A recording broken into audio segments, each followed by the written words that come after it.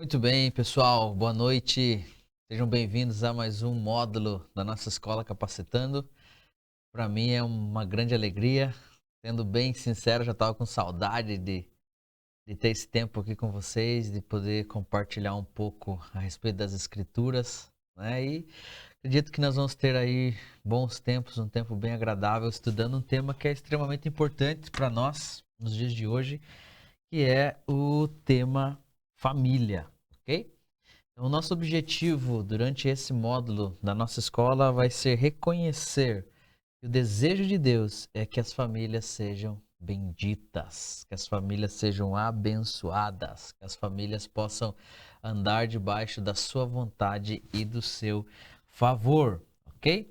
E para que isso seja uma realidade para nós que somos filhos de Deus, para nós que caminhamos com o Senhor, nós temos que estar cientes de que existem princípios que foram estabelecidos por Deus, que devem ser respeitados por nós, que devem ser aplicados por nós, para que então o nosso casamento seja uma relação abençoada, para que essa bênção flua para o bem dos nossos filhos e também para a própria glória de Deus, ok?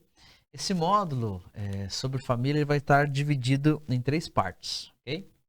Nessa introdução, nós vamos analisar um pouquinho a respeito dessa bênção que é dada a Abraão, né, de que nele, em sua descendência, seriam benditas todas as famílias da terra.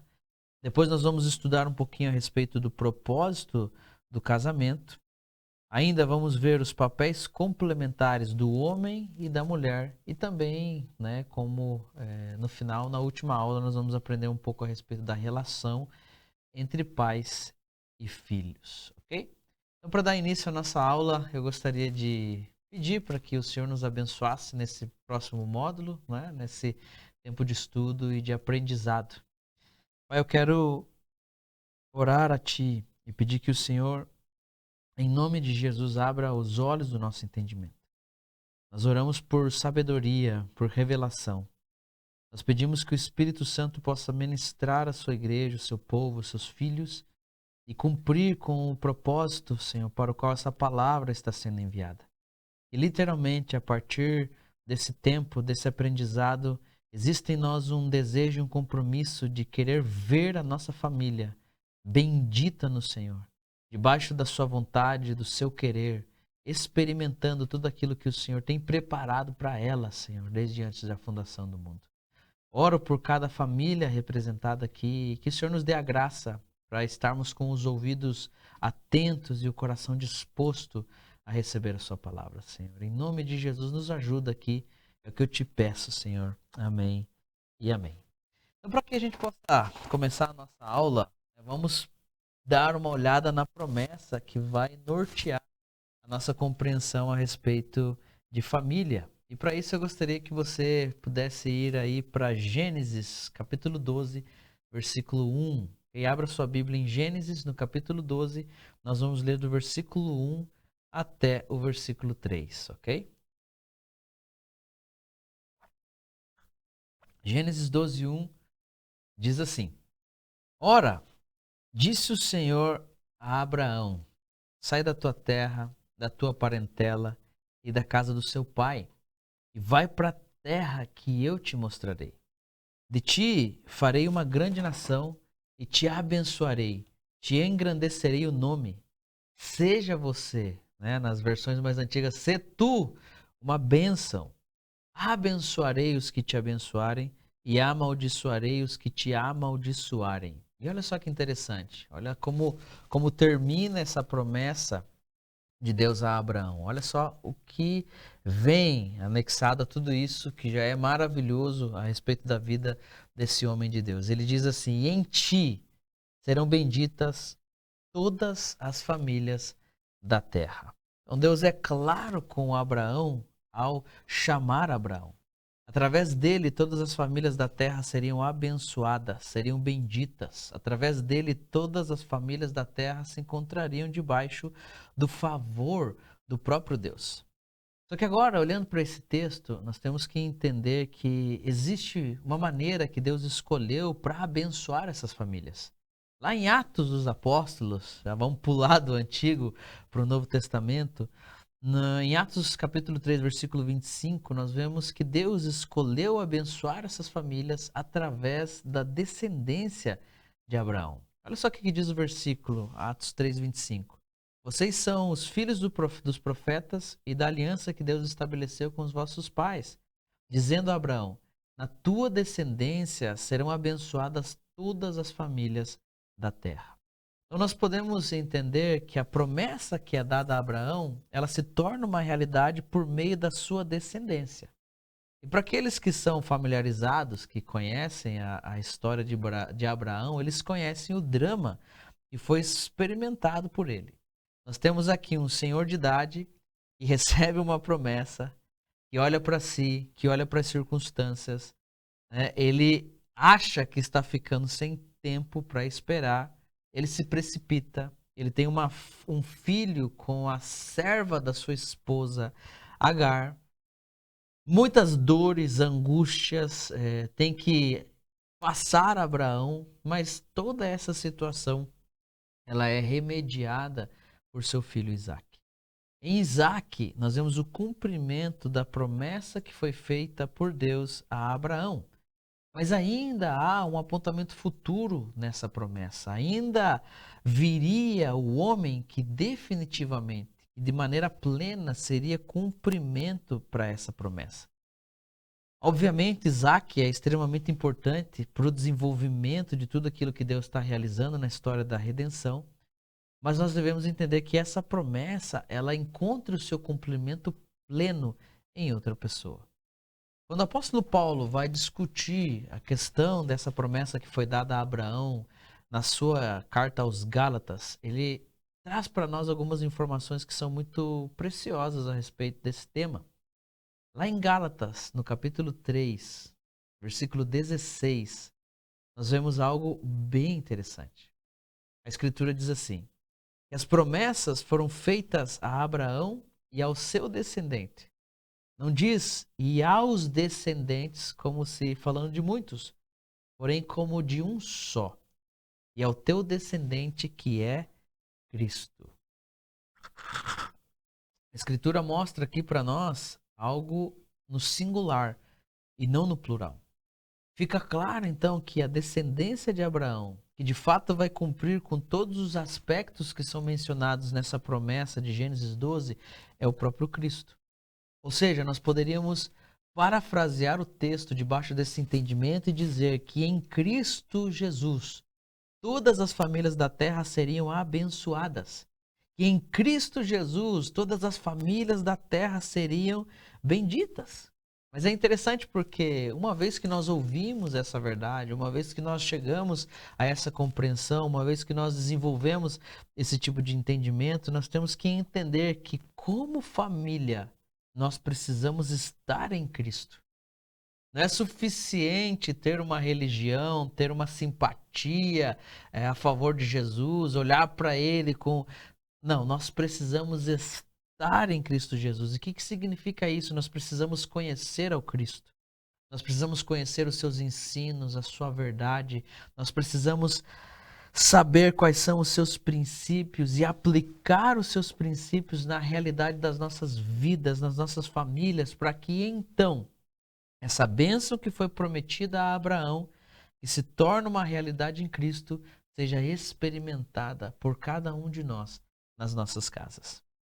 Em Gálatas, no capítulo 3, versículo 13, nós lemos assim: diz que Cristo nos resgatou da maldição da lei, fazendo-se Ele próprio maldição em nosso lugar. Porque está escrito que todo aquele que for pendurado no madeiro é maldito. E Ele nos resgatou da maldição, fazendo-se Ele próprio maldição por um propósito bem claro. O versículo 14 de Gálatas 3 vai dizer: para que a bênção de Abraão chegasse aos gentios em Jesus Cristo, a fim de que nós pudéssemos receber pela fé o Espírito prometido. Então nós podemos perceber algo aqui que é fantástico, né? Nós podemos ver que uma das coisas mais belas da fé em Cristo Jesus é esse privilégio. O privilégio de poder ver as nossas famílias sendo abençoadas por Ele. Essa promessa que foi dada a Abraão e que se cumpre em Cristo, ela é uma das promessas mais importantes da fé cristã. A essência da fé cristã depende dela. E é por isso que nós vamos aprender aqui nesse módulo, nós devemos lutar para ver o cumprimento dessa promessa, para receber o benefício do cumprimento dessa promessa em Cristo em nossas vidas, em nossas famílias. Porque se nós, de alguma maneira, estamos vivendo uma vida que contraria essa promessa, nós estamos negando a própria fé. Anote isso. Isso é extremamente importante. Se eu vivo uma vida que contraria essa promessa de que a minha família seria uma família bendita, eu estou negando a minha própria fé. Isso é tão claro no Novo Testamento que vai se transformar em uma admoestação bíblica que nós precisamos considerar. 1 Timóteo, no capítulo 5, versículo 8, quando o apóstolo Paulo vai tratar das viúvas e daquelas que são verdadeiras viúvas, né, nós podemos ouvir algo que encaixa perfeitamente em tudo aquilo que eu quero compartilhar com você. Paulo diz assim: ora, se alguém não tem cuidado dos seus, e especialmente dos da própria casa, tem negado a fé e é pior do que o descrente. Trocando por miúdos, o que o apóstolo Paulo está dizendo aqui é que quando eu negligencio a família, eu estou negando a minha fé. Paulo está dizendo aqui que negligenciar a família é a mesma coisa que negar a fé. Sabe, isso é algo extremamente importante, isso precisa chamar a nossa atenção. Agora, por que é que nós negamos a fé quando nós não cuidamos dos nossos? É simples, você acabou de ouvir toda uma explicação a respeito de como as famílias são benditas no Messias Jesus, né? Como que nós negamos a fé se não cuidamos dos nossos? Porque a raiz da fé é justamente essa bênção de Deus para as famílias. E uma vez que eu me encontro em oposição a essa promessa, não dando o devido cuidado à minha família, na prática, o que eu estou fazendo é negar a minha fé. Então, isso é algo extremamente importante. Se eu me encontro em oposição a essa promessa, não dando para minha família o devido cuidado, na prática, eu estou negando a minha fé. Se o mais essencial, né, se aquela promessa mais simples, mais essencial, mais clara da minha fé, diz que a minha família seria bendita em Cristo Jesus, e eu não estou disposto a cuidar dos meus ao ponto, né, de que isso seja uma realidade, significa então que eu me tornei um apóstata. Significa que eu abracei a perversidade, porque eu sei o bem que preciso fazer e de alguma maneira não faço, e então, omisso como sou, me transformei em um descrente, né? E é isso que o texto está brindando para nós, né? O texto diz que quem não tem cuidado dos seus, e especialmente dos da sua própria casa, tem negado a fé, e ele é pior do que o descrente. Então nós podemos ver que há um cuidado muito especial de Deus em relação às famílias. Há na Escritura muita instrução, há instrução detalhada sobre todos os temas, todos os assuntos que envolvem a família. Nós temos histórias e princípios que são indispensáveis para aqueles que querem ter uma família bendita em Cristo, para aqueles que querem desfrutar dessa bênção que foi dada a Abraão e que encontra seu cumprimento pleno em Cristo Jesus e que hoje pode ser experimentada e desfrutada em nós se nós nos posicionarmos na pessoa do Cristo, em suas verdades, em seus ensinos, em seus princípios. E, obviamente, para que a gente possa ter uma família abençoada, a nossa primeira parada vai ser poder aprender um pouquinho mais a respeito do propósito do casamento. Okay? Então agora nós vamos para nossa primeira aula, né, dessa noite e será um pouquinho a respeito sobre o propósito do casamento. Tá? Para que a gente possa estudar o propósito do casamento, eu preciso que você vá lá no livro de Gênesis, tá? Gênesis capítulo 2, versículo 18. Tá? Vou te dar um tempinho aí para você abrir Gênesis capítulo 2, versículo 18.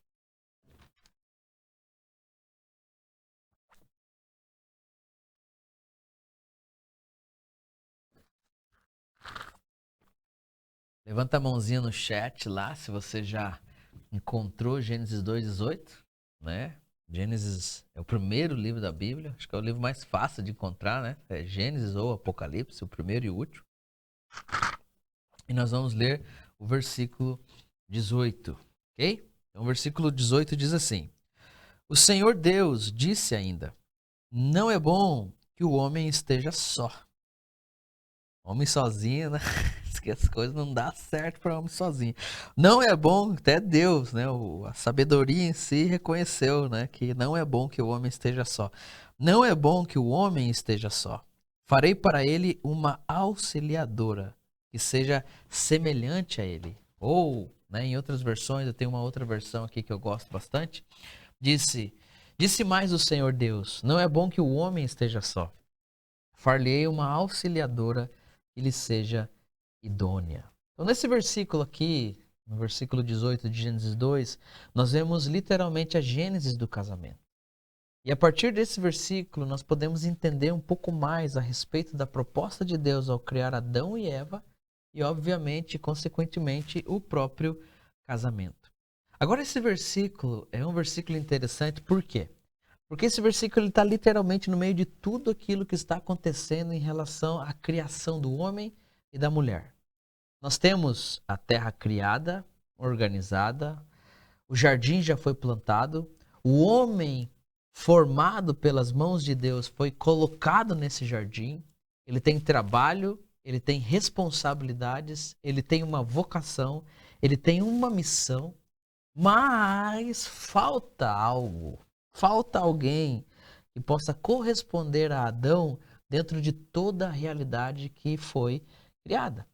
E é aí onde nós vemos a criação de Eva, essa auxiliadora idônea que se transforma na mãe de todos os viventes. Okay? Então, a partir do versículo 18, nós vamos analisar todo esse contexto de Gênesis para entender mais a respeito de como Deus forma o homem, de como Deus forma a mulher, e então entender o propósito para o qual Deus institui a realidade como o propósito para o qual Deus institui o casamento, a vida a dois. Okay? O texto ali de Gênesis 2:8 diz que, né, disse mais o Senhor Deus. Então nós vemos em Gênesis o poder da voz de Deus. Né? Os dois primeiros capítulos de Gênesis, nós podemos reconhecer o poder que a voz de Deus tem. Nós vemos que através da sua palavra, Deus chama o universo à existência. Nós vemos que Deus cria todas as coisas a partir do nada. E ele sempre olha para aquilo que está criando e declara que aquilo que ele está criando é bom. E de uma maneira bem intencional, ele marca uma distinção, uma diferença em relação ao homem e em relação à mulher, quando o tema é o resto da criação. Lá em Gênesis capítulo 1, versículo 26, né, dá uma voltada aqui comigo nesse versículo, você vai ver como é que Deus, né, fala a respeito da criação do homem e da mulher. No versículo 26, ele diz assim, ó, também disse Deus, façamos o homem à nossa imagem, conforme a nossa semelhança. E esse homem, ele vai ter domínio sobre os peixes do mar, sobre as aves do céu, sobre os animais domésticos, sobre toda a terra e sobre todos os répteis que rastejam pela terra.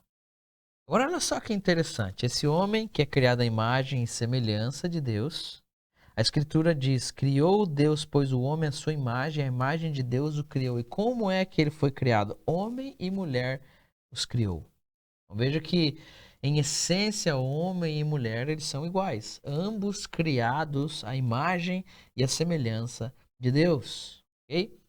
E olha só que interessante. Tudo aquilo que nós vamos ver no versículo 28 está no plural. Isso significa que engloba tanto o homem quanto a mulher. Deus cria homem e mulher à sua imagem e semelhança e abençoa o homem e a mulher criados à sua imagem e semelhança. Para quê? Deus os abençoou e lhes disse: sejam fecundos, multipliquem-se, encham a terra, sujeitem a terra, dominem sobre os peixes do mar, sobre as aves dos céus e sobre todo o animal que rasteja pela terra. Então, nós vemos que o homem e a mulher, eles são feitos à imagem e semelhança de Deus. Eles não são produzidos pela ordem que Deus dá à terra. Se você for estudar ali os primeiros capítulos, o primeiro capítulo de Gênesis, você vai ver que Deus ordena que a terra produza e assim por diante. Agora, em relação ao homem, isso é diferente. O homem não é produzido pela ordem que Deus dá à terra. O homem é feito pelas próprias mãos de Deus.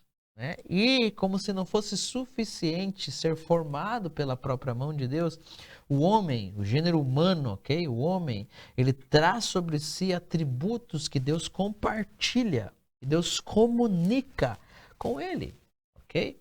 Então, em essência, nós vemos no texto que homem e mulher são iguais. Por isso que nós não podemos tolerar quem acha que um é superior ao outro. Em essência, homens e mulheres são iguais, ambos criados à imagem e à semelhança de Deus. Não existe um que seja superior ao outro. Ambos carregam a imagem de Deus em si e ambos são coroa da criação.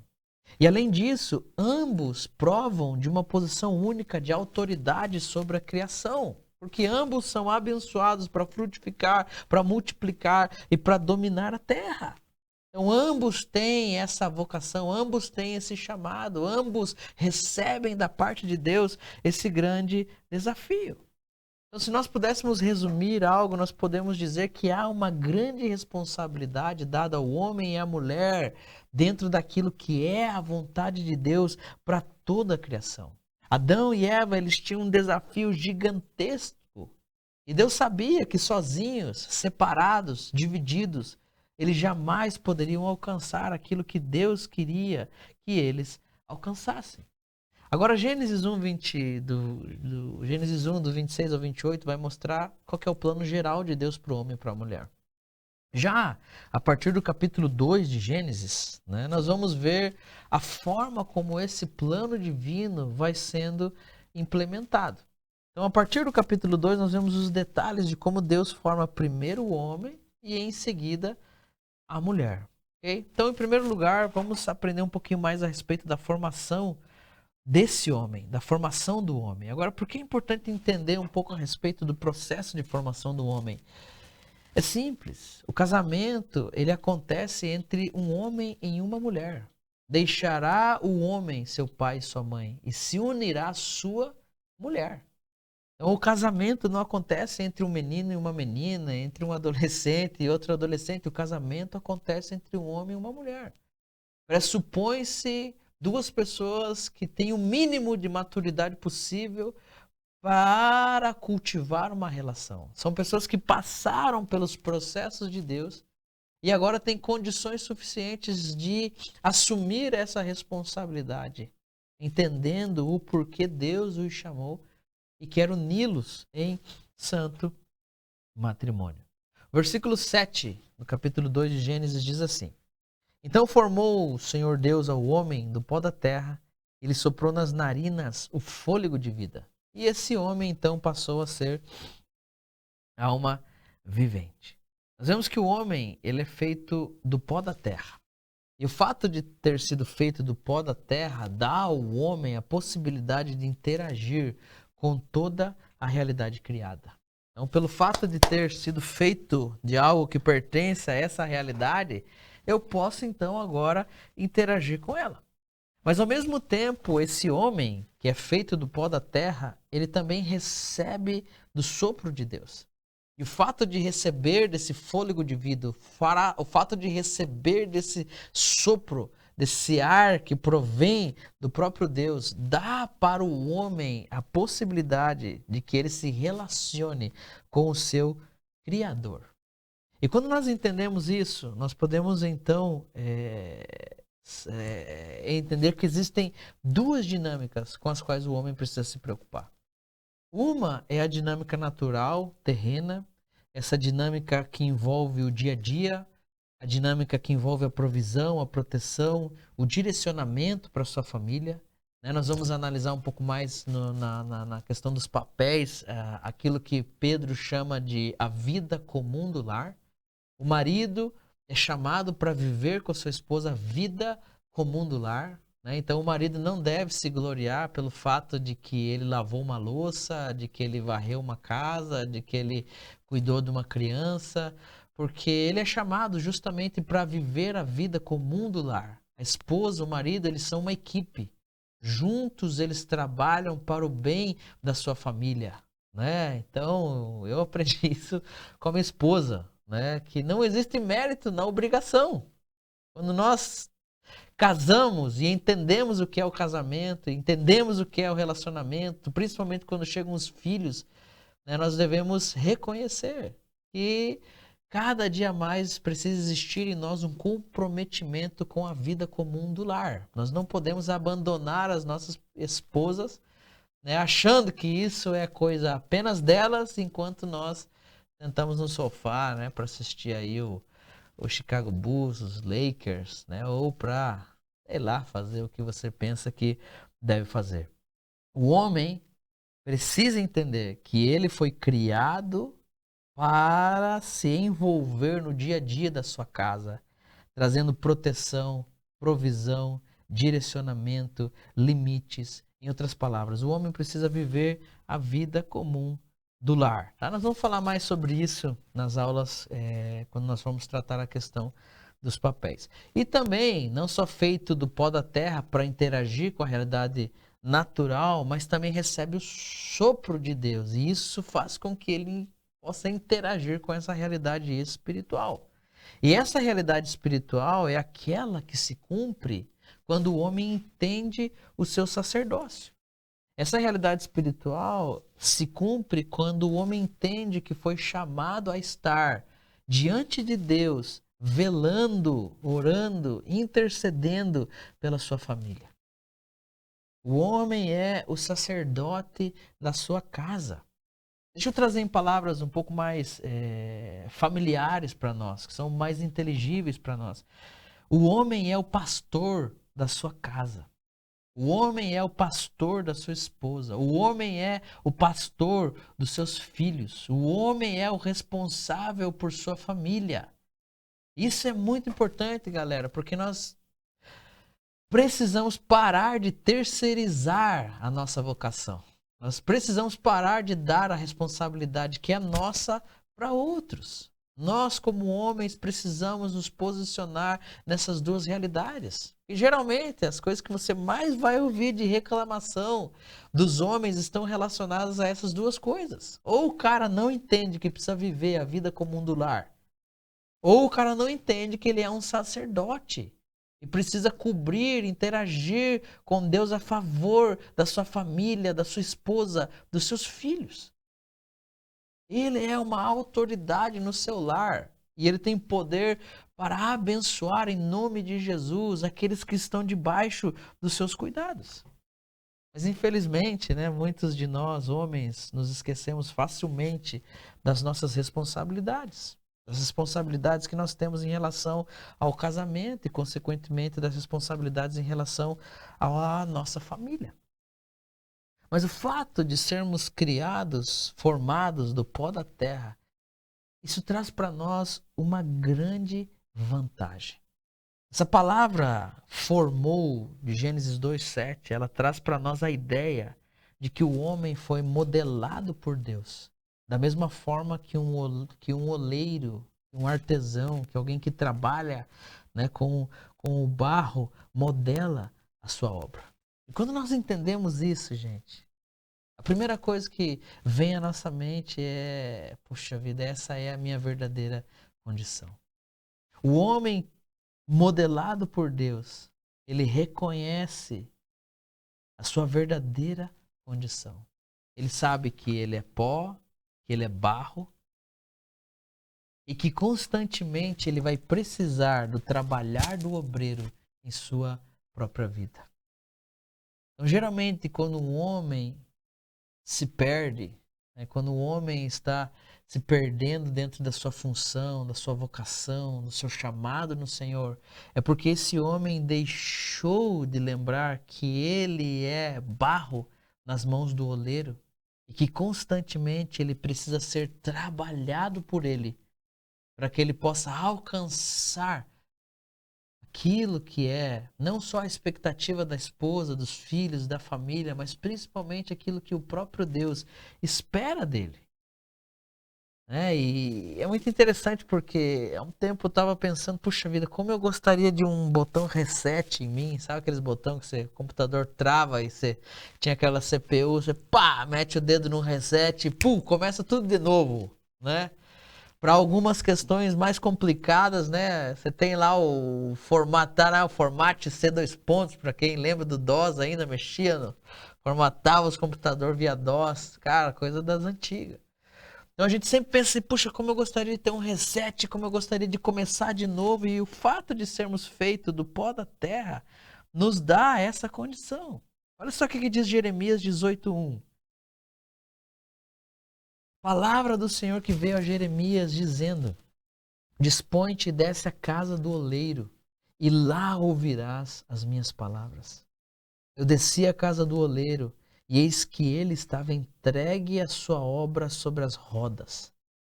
E o versículo 4 para mim é fantástico. Como o vaso que o oleiro fazia de barro se lhe estragou na mão, algumas versões diz se lhe quebrantou na mão, tornou a fazer dele outro vaso. E olha só que detalhe interessante no texto.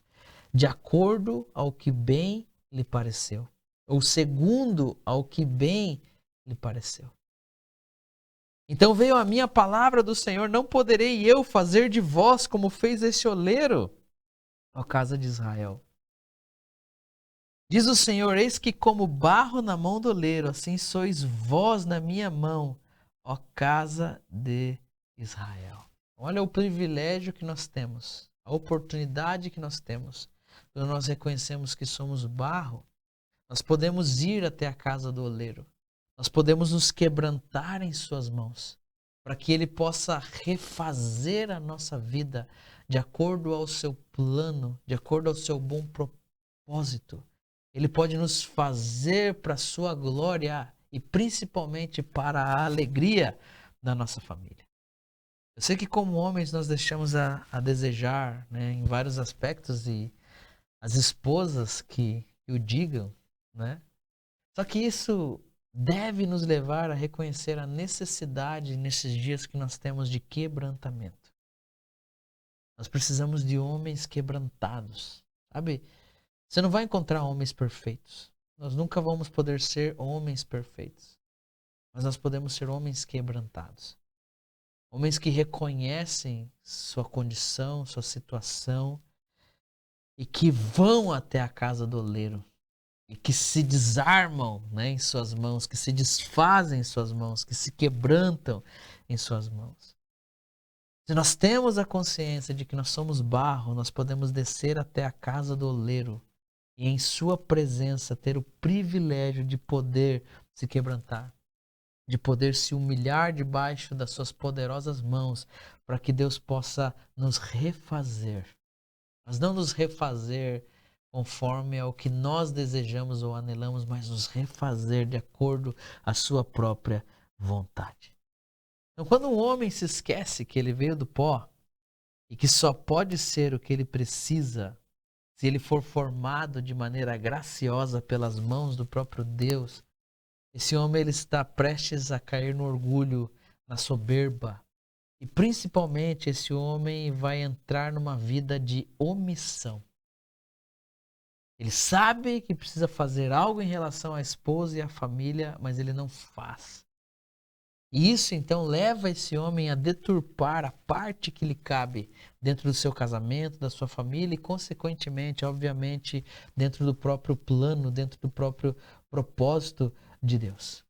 E se esse homem não cuida dos seus, não cuida da sua casa, não está interessado naquilo que Deus tem para sua família, para sua esposa, como é que ele vai poder fazer qualquer outra coisa em outro lugar? Você viu que aquele que não cuida dos seus ele está negando a fé. E ele é pior do que o próprio descrente. Nós vimos ali que o homem foi formado, foi feito por Deus a sua imagem e semelhança. Ele é formado como o oleiro forma a sua obra do pó da terra. Fôlego de vida é soprado em suas narinas, mas infelizmente o que acontece? Ali no capítulo 3, nós descobrimos que o homem ele acaba desobedecendo a Deus. E esse homem acaba caindo da sua condição. Essa imagem, essa vida e essa imagem divina é então corrompida em nós pelo pecado. Nós acabamos herdando algo que provém de Adão. Uma condição que foi dada por Adão a cada um de nós. Mas a partir do momento em que nós conhecemos a Cristo, nós devemos nos lembrar que nós não fomos chamados a sermos conformes ao primeiro Adão. Nós fomos chamados a ser conformes ao segundo Adão. 1 Coríntios 15, 45 diz que o primeiro homem, Adão, foi feito alma vivente. Aquilo que nós estamos olhando até agora, né, nos primeiros capítulos de Gênesis. Já o último Adão, que é Cristo Jesus, é espírito vivificante. A alma vivente tem vida apenas em si. Já um espírito vivificante tem condições de dar vida aos demais, né? E essas são palavras de Jesus. Eu vim para que vocês tenham vida e tenham vida em abundância. Versículo 46, 1 Coríntios 15 diz: mas não é primeiro o espiritual, e sim o natural, depois o espiritual. O primeiro homem, formado da terra, né, do pó da terra, é terreno. Já o segundo homem é do céu. Como foi o primeiro homem, o terreno, tais também são os demais homens, terrenos. E como é o homem celestial, tais também são os celestiais. E o versículo 49 traz algo que é surpreendente para nós. Diz que assim como nós trouxemos a imagem do que é terreno, nós devemos também trazer a imagem daquilo que é celestial. A gente sabe que essas promessas aqui são promessas futuras, estão relacionadas à ressurreição, ao corpo glorificado que nós vamos receber naquele grande dia. Mas ainda assim nós temos base para desejar um pouco, né, que seja, dessa realidade em nossas vidas. O desejo de Deus é escancarado na Escritura e Ele quer que esteja presente em nós a imagem desse homem celestial. Romanos 8, 29 confirma essa ideia de que há um desejo em Deus, de que possamos trazer a imagem do celestial. E não apenas no futuro, na consumação dos séculos, mas aqui, agora.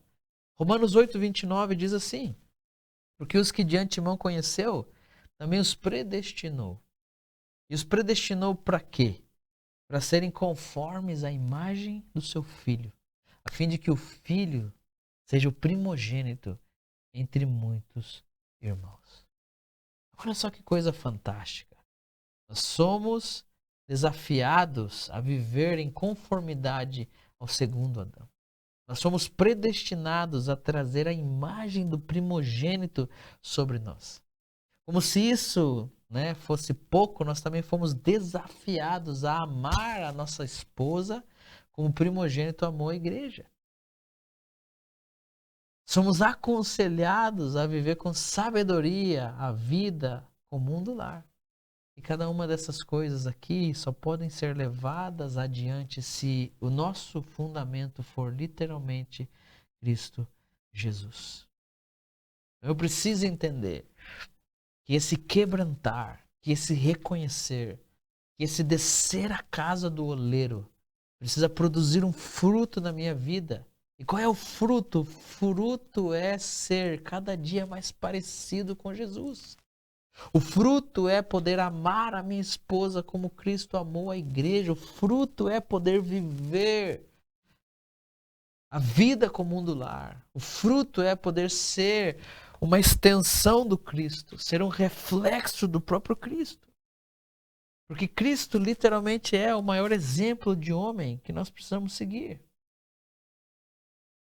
No trato com a esposa, com os filhos, nas situações nas quais nós estamos envolvidos no nosso cotidiano, nós sempre temos que fazer essa pergunta.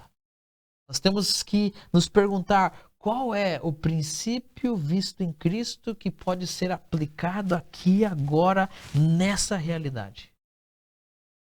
Diante de uma circunstância da vida, nós precisamos nos perguntar qual é o princípio que Cristo nos ensina, qual é a verdade que Ele compartilha para nós, que pode ser aplicada dentro dessa circunstância, que pode ser vivida, experimentada aqui, agora, diante do que eu estou passando ou enfrentando. Então, quando nós temos essa consciência, galera, as coisas ficam diferentes. Porque nós precisamos ser homens fáceis de lidar. Não é verdade? E um homem quebrantado, que tem o desejo de ter a imagem do primogênito em si, ele com certeza vai ser um homem que é fácil, né, de lidar, né? E olha só, Gênesis capítulo 2, versículo 8, vai dizer que: e plantou o Senhor Deus um jardim no Éden, na direção do Oriente. E sabe o que Deus fez? Ele colocou no jardim o homem que ele havia formado. Então, só de aplicação desse versículo aqui, né, a gente pode ter várias, mas olha só que interessante. Deus vai nos colocar nos lugares que Ele quer que nós estejamos a partir do momento em que possamos ser formados por Ele. É aquilo que eu já compartilhei com vocês em outras oportunidades. Primeiro, Deus vai trabalhar em nós, para então poder trabalhar através de nós. Primeiro, Deus vai fazer algo em nossas vidas, para depois poder fazer algo através das nossas vidas. E agora esse homem formado, que respeitou os processos, que foi moldado pelas mãos de Deus, esse homem é colocado no jardim. E a esse homem Deus entrega ordens, a esse homem aqui Deus lhe dá responsabilidades. E olha o que diz o versículo 15, Gênesis 2,15. Tomou, pois, o Senhor Deus ao homem e o colocou no jardim do Éden para o cultivar e o guardar. E o Senhor Deus lhe deu essa ordem: de toda árvore do jardim você pode comer de boa, mas da árvore do conhecimento do bem e do mal você não vai comer. Por quê? Porque no dia em que dela comer, você com certeza vai morrer. Então nós vemos que Adão foi colocado no jardim, né, um homem formado, experimentou o processo, formado pelas mãos do Eterno, foi colocado no jardim. E quando ele é colocado no jardim, ele recebe tarefas e responsabilidades claras. O papel de Adão no jardim era cultivar esse jardim, era guardar esse jardim, era proteger esse jardim da invasão de intrusos. Esse deveria ser um lugar santo, né? Então pense nesse jardim como aquilo que acontece na nossa casa. Nosso papel é cultivar a nossa vida familiar, é guardar a nossa vida familiar, é proteger a nossa vida familiar da invasão dos intrusos. Nós não podemos deixar a serpente entrar nas nossas casas, enganar as nossas esposas, né? Ludibriar os nossos filhos. Nós não podemos deixar isso acontecer. É responsabilidade nossa ser esse muro de proteção para aqueles que estão debaixo dos nossos cuidados. Eu sei que há muitos desdobramentos desse termo cultivar aí para as questões sacerdotais de Adão. Você pode voltar nas aulas lá de missiologia, eu falei bastante sobre a questão sacerdotal de Adão. Sei que também há coisas relacionadas a aspectos culturais, o cultivo deriva a palavra cultura e várias outras coisas. Mas vamos para o nível mais básico de significado aqui, né? Vamos colocar essa bola no chão. Vamos entender um pouco mais o que está acontecendo aqui. Essa palavra, ela significa trabalhar para outro. Tá? Quando Deus diz assim, você precisa cultivar o jardim, Adão. Deus está dizendo, você vai agora trabalhar para mim. Tá? Essa palavra significa servir a outro com determinado trabalho. Essa palavra significa trabalhar como um subordinado. Então, Adão está subordinado ao próprio Deus. Então, Adão é colocado no jardim para trabalhar subordinado ao próprio Deus. E qual que é a ideia? Ele precisa cumprir com o propósito de guardar a vida que se vive no jardim, para que essa vida pudesse ser levada para toda a criação. Olha que interessante. O papel de Adão era guardar aquela vida que era vivida no jardim. Por quê? Porque o desejo de Deus era que ele subjugasse, dominasse a terra. E então essa vida que era experimentada no jardim, esse deleite que era experimentado no jardim, pudesse ser transmitido, pudesse ser levado para toda a criação. Na medida que os filhos de Adão e Eva fossem casando e fossem indo para lugares, né, eles levariam essa vida do jardim, eles levariam essa perspectiva do jardim, eles levariam o próprio jardim. E eles tocariam toda a criação com esse estilo de vida, com essa vida abençoada que existia dentro do jardim. Mais uma vez nós voltamos ao desejo de Deus, de que a família seja bendita e abençoada. De que a família possa abençoar, porque também na promessa de Abraão envolve o ser tu uma bênção. E quando uma família é bendita, quando uma família é abençoada, ela pode abençoar, ela pode estender suas mãos, ela pode tocar as outras pessoas e ela pode transmitir essa bênção que ela recebeu do próprio Deus para aqueles que estão perto dela. Então, Adão, eu vou repetir isso para você para que fique gravado. Adão é colocado no jardim para trabalhar subordinado ao próprio Deus, cumprindo com o propósito de guardar a vida que se vive no jardim, para que essa vida pudesse ser levada para toda a criação. Então, essa ordem de dominar, subjugar a criação, essa ordem deveria ser levada a cabo a partir daquilo que se experimentava no jardim. Então, não era uma ordem aleatória que deveria ser cumprida de qualquer forma, de qualquer jeito, de qualquer maneira. Não. A ordem de dominar, de subjugar a criação deveria acontecer a partir daquilo que Adão e Eva estavam experimentando no jardim. E olhando para o desafio no qual Adão estava envolvido, Deus sabe que sozinho Adão jamais vai conseguir realizar tal façanha. E justamente esse é o contexto que Gênesis 2,18 se encontra. Quando Deus fala, não é bom que o homem esteja só, nós precisamos entender que a questão aqui não é carência emocional, não são necessidades físicas, não é tadinho do homem, né? Eu já cheguei a ouvir, né, pessoas falando que para girafa existia o girafo, para o leão existia a leoa, né? Mas para Adão não existia uma Adoa. Gente, o contexto é diferente. Se você analisa o contexto, você percebe que existe um plano, um propósito, uma intenção, um desafio. E Deus olha para Adão e olha para Adão e diz, cara, sozinho Adão não vai conseguir dar conta de fazer aquilo que eu quero que ele faça. Mano, não vai rolar Adão sozinho, não é bom que o homem esteja só. Eu preciso fazer alguém que lhe ajude. Eu preciso trazer alguém aqui que possa auxiliar esse camarada dentro daquilo que é o desafio que eu tenho para ele, porque sozinho ele não vai dar conta. Não tem como ele cumprir com aquilo que foi dito lá no começo,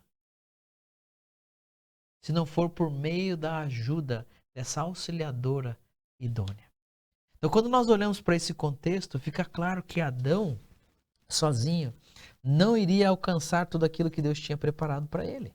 Essa expressão aqui, não é bom que o homem esteja só, ela não se refere à solidão física, não se refere a questões emocionais, mas sim ao fato de que sem a ajuda da mulher idônea, ele não conseguiria colocar em prática a vontade de Deus. Aí tem um Apud aqui, estava lendo um livro sobre a Imago Dei, sobre a imagem de Deus no homem, né?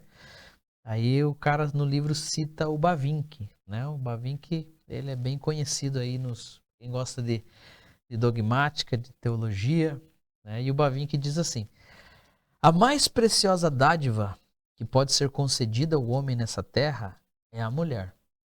Ela ajuda o homem a cumprir a sua vocação de sujeitar a terra.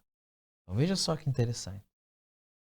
A mulher é colocada ao lado do homem para que ela ajude o homem dentro dessa tarefa de sujeitar a terra. Tarefa que nós entendemos que é dada aos dois, né? Aquilo que nós estudamos no capítulo 1, nós vemos que é responsabilidade dos dois. Então os dois se unem debaixo do propósito de Deus para fazer com que a vontade de Deus seja uma realidade. Para que eles possam cultivar uma vida em família, para que eles possam cultivar um bom relacionamento, para que essa vida no jardim possa ir cada vez mais florescendo e possa ir sendo distribuída, levada até os confins de toda a criação. Essa é a ideia do casamento que nós temos ali em Gênesis. Agora, o interessante é que hoje em dia nós vemos algumas pessoas que querem se casar, por quê? Porque elas se sentem solitárias. Cara, isso é um equívoco muito grande. Por quê? Porque elas acreditam que o casamento vai ter poder para remediar tais situações. Já no outro lado, no outro extremo, nós temos pessoas que não querem casar, por quê? Porque elas são obcecadas pelo seu individualismo. Elas são individualistas demais, então elas não querem compartilhar nada da vida delas com ninguém. E quando nós temos extremos, pessoas que querem casar por suprir carências e pessoas que não querem casar porque têm medo de que alguém faça parte da sua vida, da sua história, quando nós temos esse tipo de compreensão, nós percebemos que a nossa sociedade, as pessoas ao nosso redor, elas perderam a ideia de Deus para o casamento. O casamento nunca foi um lugar de fuga para ninguém. Nunca foi um lugar de fuga. E o casamento também nunca foi uma prisão. Um lugar onde, meu Deus, eu tenho que viver pisando em ovos e... Ai, porque... Cara, o casamento não foi criado para isso. Nós vemos que nos planos originais de Deus, quando nós vamos para o Gênesis, quando nós vamos para o casamento no âmbito do jardim, né, no casamento, tratando da originalidade do plano de Deus para o casamento, nós percebemos que o que está em jogo de fato é o propósito de Deus. Nós vemos que o que está em jogo de fato são os seus planos, é a sua vontade. E justamente por estarem já satisfeitos em Deus, tanto Adão quanto Eva, plenos na presença de Deus, tanto Adão quanto Eva, é que o casamento deles pode então acontecer.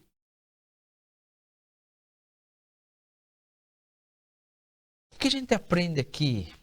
Que o casamento, irmãos, ele não é um lugar para pessoas que não estão no mínimo resolvidas em Deus. Se você é problemático demais, cara, o casamento não é a solução para os seus problemas.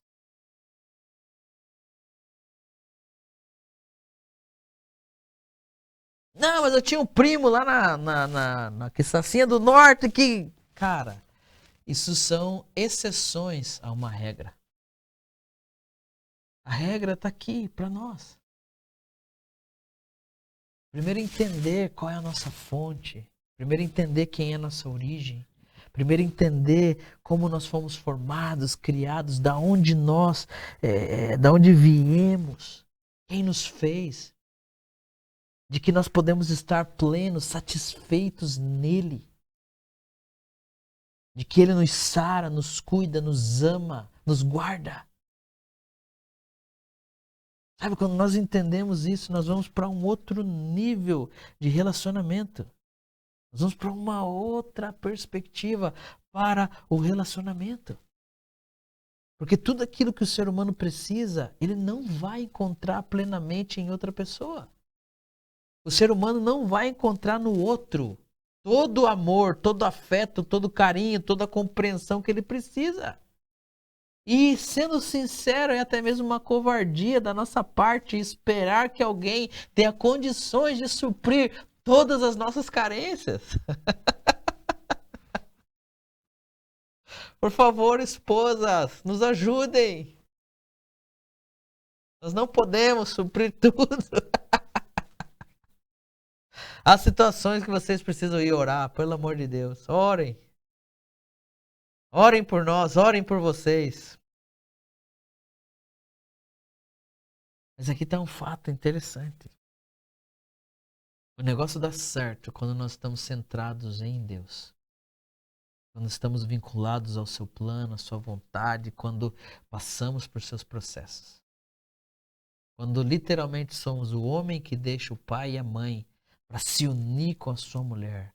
E então ser fusionados ao ponto de se tornarem uma só carne. Então, todo casamento que é projetado dentro dessa realidade, que realidade? Dessa que espera que suas carências sejam supridas, plenamente supridas, porque, né? Sei que no casamento também se suprem carências, mas todo casamento que é projetado única e exclusivamente dentro dessa realidade, ele está fadado ao extermínio. Ele vai acabar. Principalmente nos dias onde a gente vive, porque nos nossos tempos nós estamos confundindo o amor com aquela paixão romântica, com aquele entusiasmo romântico. Por que que o casamento hoje, a média dos casamentos estão girando em torno de 2 a 3 anos? Porque é o tempo que se leva para que a paixão acabe. E quando a paixão termina, acaba, a pessoa pensa que acabou o amor. Aí, se já acabou o amor, a paz, cara, então não tem o porquê estar com essa pessoa. Então ela vai em busca da sensação de novo. E entra numa outra relação por mais um período curto de tempo, porque isso também vai passar. Os nossos dias, eles são extremamente complicados. Mas nós precisamos entender uma coisa. Que aquilo que o ser humano necessita, plenamente não está em outro ser humano. Mas está no próprio Deus. Agostinho, o grande bispo de Hipona, ele tem uma frase que é muito interessante. Ele diz assim: fizeste-nos para ti, e inquieto está o nosso coração, enquanto não repousa em ti. Nós somos feitos por ele e para ele. E a nossa vida só encontra sentido, descanso. As nossas carências só vão ser plenamente supridas quando o nosso coração estiver literalmente repousando nele. Nós fomos feitos por ele, para ele. E ainda que a gente possa encontrar breve satisfação em algo ou em alguém, nós jamais encontraremos plenitude fora do próprio Deus. Ainda que a gente possa encontrar breve satisfação em algo ou em alguém, nós jamais encontraremos plenitude fora do próprio Deus. Jamais. Então nós começamos a entender que a intenção do casamento não é apenas te ajudar a administrar as suas carências, acabar com a sua solidão ou trazer satisfação para necessidades físicas. O casamento ele vai além disso. É óbvio, irmãos, óbvio que o casamento nos ajuda a lidar com cada uma dessas coisas. E muitas outras que estão na lista. Mas quando nós olhamos para o casamento, nós precisamos entender que elas não são um fim nelas mesmas. Nós precisamos entender que o casamento funciona melhor quando nós podemos encontrar o seu propósito, o porquê o casamento foi criado e também o propósito para o qual Deus nos uniu.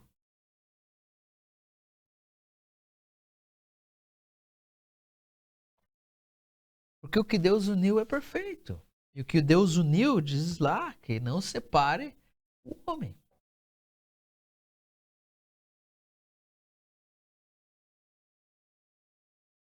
Então, no relato da criação, nós percebemos que sempre que algo estava sendo feito, Deus diz que aquilo é bom. Mas quando olha para o homem no jardim com tantos desafios pela frente, Deus, poxa, diz, cara, esse maluco precisa de alguém. Falta nele algo, né? Não vai rolar esse bicho louco sozinho aí no mato.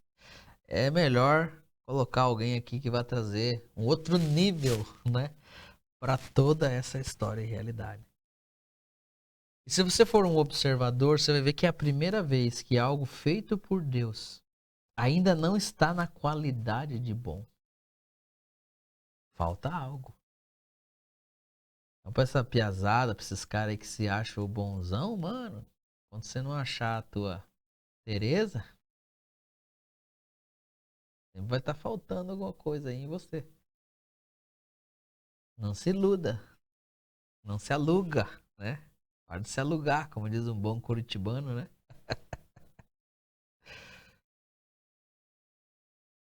Não é bom que o homem esteja só. Eu vou fazer uma auxiliadora que lhe seja idônea. E realmente, irmãos, não é bom estar sozinho nessa jornada. Não é bom estar sozinho diante dos desafios da vida. Não é bom estar sozinho diante daquilo que Deus está apresentando para nós. Sempre é melhor ter alguém por perto. Sempre é melhor ter alguém que faça parte das nossas vidas, que nos apoie. Mas nunca se esqueça disso, que a grande ideia do casamento não é apenas suprir esse aspecto emocional ou acabar com esse problema da carência. O casamento serve para algo relacionado ao plano e ao propósito de Deus. O que Deus está fazendo através do casamento é potencializar Adão por meio da sua esposa Eva e potencializar Eva por meio do seu marido Adão. Sabe? Aqui eu começo a responder a pergunta, o propósito do casamento. Qual é o propósito do casamento? É potencializar Adão por meio da sua esposa Eva e potencializar Eva por meio do seu marido Adão.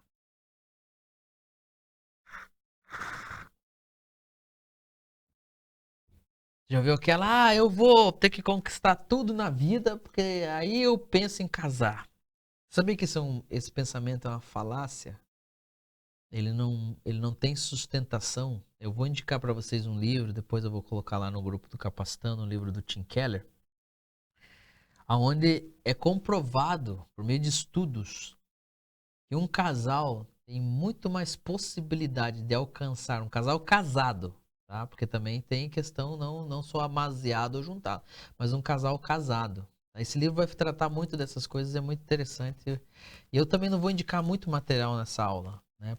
Porque eu percebi que a gente indica muita coisa às vezes e as pessoas às vezes parece que perdem o interesse de comprar. Então eu vou separar pouca coisa, mas coisa bem pontual e bem interessante, sabe? Vale a pena o investimento. E esse livro do Tim Keller é um dos livros que vale a pena o investimento. E ele mostra como um casal casado tem muito mais condições e possibilidades de crescer, por exemplo, na vida, de juntar patrimônio, de comprar uma casa, comprar um carro, de, sabe, de fazer as coisas que precisam fazer, porque a cumplicidade entre eles é muito grande. E não só a cumplicidade, mas a cobrança, a prestação de contas, a preocupação. Sabe, coisas que um solteiro não tem, né? Não todos, mas, né? Tô usando exemplos, às vezes vão para um extremo, mas enfim. Não que o solteiro seja desorganizado, mas eu estou dizendo que o capital que pode ser juntado por um casal é muito maior do que um solteiro. Isso são estudos, está lá no livro. Entendeu? Você tem muito mais condições de conquistar, de alcançar coisas na vida se você for casado. Então essa ideia de que vou esperar ter isso, ter aquilo para casar, isso é uma falácia. E junto com a sua esposa você pode muito mais. Muito, muito, muito mais. Então, o que Deus está fazendo através do casamento? Está potencializando Adão por meio da sua esposa Eva e potencializando Eva por meio do seu marido Adão. Deus ele tem planos para Adão e sabe que sozinho Adão não alcançaria esses planos. E é por isso então que planeja a Eva como uma ajuda idônea. Eva é uma auxiliadora, alguém que tem a função de colaborar para que a vontade de Deus seja feita, tá? Então isso aqui é muito importante, porque nós estamos falando de um plano, de um propósito. Deus deu uma tarefa, Deus designou algo a esse casal, ele se transforma num parâmetro para nós.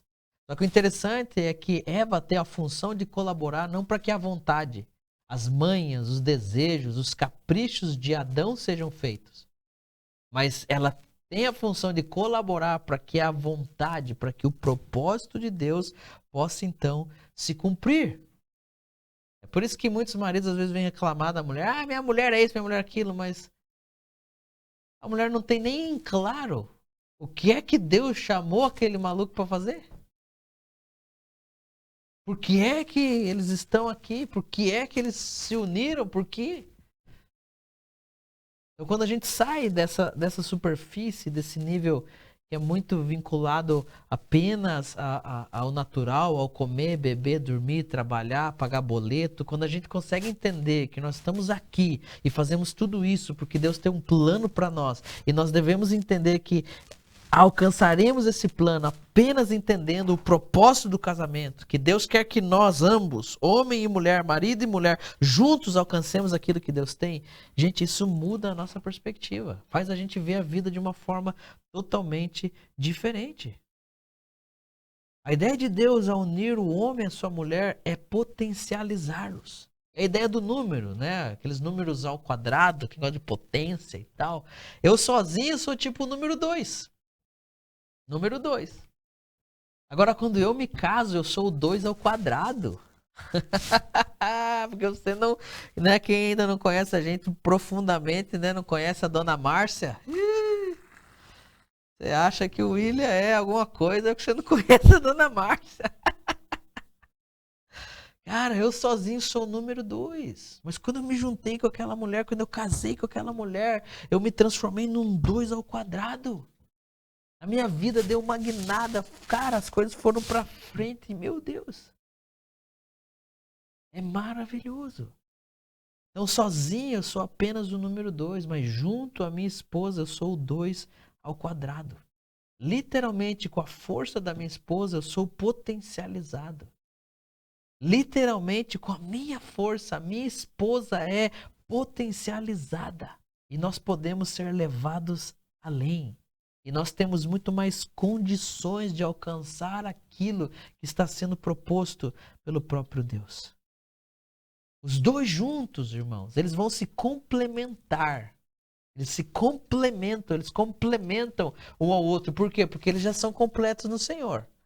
Então eles se complementam. São dons, talentos, habilidades que são compartilhados, que são divididos, que são dados um ao outro, que eles trazem para a relação essas coisas. Isso vai fazer com que exista mais facilidade no desenvolvimento daquilo que está pedindo para eles o Pai Celestial. Então veja só que coisa fantástica, maravilhosa acontece quando nós nos casamos. Deus nos potencializa, Deus nos dá força, Deus nos dá graça. Deus derrama sobre nós algo fantástico, Deus derrama sobre nós algo maravilhoso. Nos dá condições de alcançar tudo aquilo que Ele tem por meio da pessoa que Ele nos dá para compartilhar a vida, para dividir a vida. E assim por diante. Eu quero ficar por aqui nessa noite. A gente vai ter um pouco mais de tempo para tratar dessa matéria. Mas eu gostaria de terminar essa aula quase que fazendo um apelo para você, pedindo por favor, olhe para o seu casamento dentro dessa perspectiva. Eu sei que são duas pessoas totalmente diferentes, uma relação única. Sei que também não são apenas mares de rosas que nós, né? Mas eu quero te dizer uma coisa. Entenda quem você é em Deus. Entenda porque Deus instituiu o casamento. E comece a trazer isso para a sua casa, para a sua relação, para a sua vida. Homem, se posicione como um sacerdote no lar e trabalhe para viver com profundidade a vida comum do lar ao lado da sua esposa. E você vai ver como isso é revolucionário e como isso tem o poder de fazer com que a sua esposa se conecte a você. E então juntos vocês podem descobrir o que Deus tem preparado para essa família. E então, como uma equipe, trabalhar para que isso seja alcançado, para que isso seja uma realidade. Não pense que o casamento é algo ruim, é algo sem graça, é algo. Não, o casamento é algo maravilhoso. Criado por Deus para um propósito específico, para algo, sabe, que realmente pode fazer a diferença. Não se esqueça disso. Que a ideia de Deus ao unir o homem e a mulher, e quando Deus diz que o homem está só e não é bom estar só, não é apenas algo relacionado à humanidade, à carência, não. É para potencializar Adão, é para potencializar a Eva, para que os dois juntos se tornem uma só carne. E nessa condição, eles possam alcançar aquilo que Deus está propondo para eles. Eles possam realizar aquilo que é da vontade de Deus para eles. E eu tenho certeza que essa é a vontade e o desejo de Deus para cada família da nossa igreja. Deus quer ver homens se posicionando, mulheres se posicionando, famílias se posicionando diante dele, ouvindo o que ele tem e dispostos a realizar, a cumprir com a vontade que provém da parte do Pai. Na próxima aula nós vamos continuar, né? Porque a partir do versículo 21, Deus faz cair um pesado sono no homem e quando ele acorda, existe uma beleza ao seu lado, que é a mulher. Deus abençoe você, né? Uma ótima noite. E se você tem perguntas, esse é o momento da gente compartilhar aí algumas ideias. Sem perguntas? Meu Deus. Agora eu não sei. Alguém faz uma pergunta aí. Nem que seja o horário do Olaria aqui.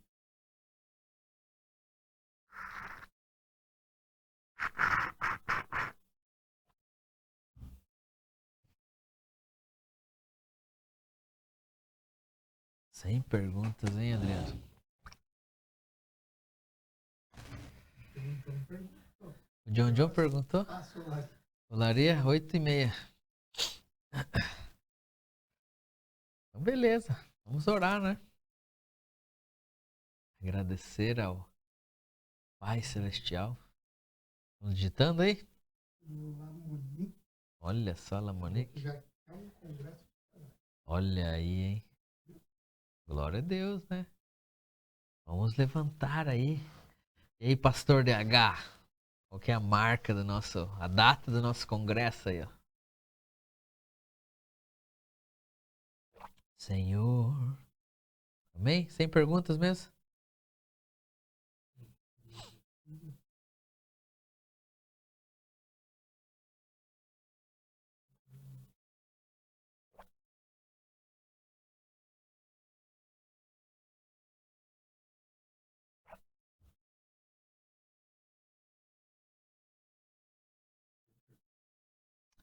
Então, beleza, pessoal. Que Deus abençoe você. Tenha uma ótima noite. Eu sugiro, né, que você possa assistir essa aula mais uma vez. E talvez a gente possa gerar uma interação também durante a semana no grupo do Capacitando. Tá? Então, se você tem alguma pergunta, alguma coisa, você pode me mandar. E aí nós vamos conversando e interagindo. Manda no meu pessoal, que daí eu jogo no grupo lá e a gente vai interagindo. Mas assista essa aula de novo. Eu sei que algumas coisas aqui são bem interessantes. Tá? Quando você vai aprender sobre casamento ou você vai estudar sobre casamento, por exemplo, eu vou mandar materiais para vocês, diferentes livros, diferentes autores, e cada autor vai abordar a partir de uma perspectiva. Né? Sinceramente, eu nunca tinha visto uma abordagem a partir do propósito de Deus. Geralmente as abordagens elas estão em outro âmbito. Não que seja bom ou ruim, ou a sua é melhor, a minha é pior, não. Mas eu acho que isso aqui engloba e amarra, sabe, muita coisa. Traz verdadeiro sentido para as nossas relações. Sabe, mostra como é importante, cara, ter uma esposa do nosso lado ou ter um marido ao seu lado. Mostra quão importante é os nossos papéis, nossas funções, o nosso chamado, a nossa vocação, sabe? É precioso demais. Então, escute de novo, né? Se o teu marido não ouviu, ou o marido você está ouvindo sozinho, sua esposa não ouviu, sabe? Sente com ele, escute juntos, né? Para que vocês possam discutir algumas questões. Eu sei que hoje a gente falou bastante dos homens, a ideia na próxima aula é falar um pouco mais das mulheres, né? Mas é difícil falar da mulher, elas não têm, né? Elas são holy, holy, holy, sempre, né? Mas nós vamos tentar, a partir de Gênesis 2:21. Mas sabe, deem esse carinho, essa atenção. Eu sei que isso vai fazer muita diferença para vocês. Ter consciência disso vai fazer com que vocês olhem para a relação de vocês em um outro nível. Olhem de uma outra forma. Sabe? É diferente. Quando a gente entende o porquê de algumas coisas. Ok? Então, Deus abençoe vocês. Até a próxima segunda, até a próxima aula, se assim o Senhor nos permitir.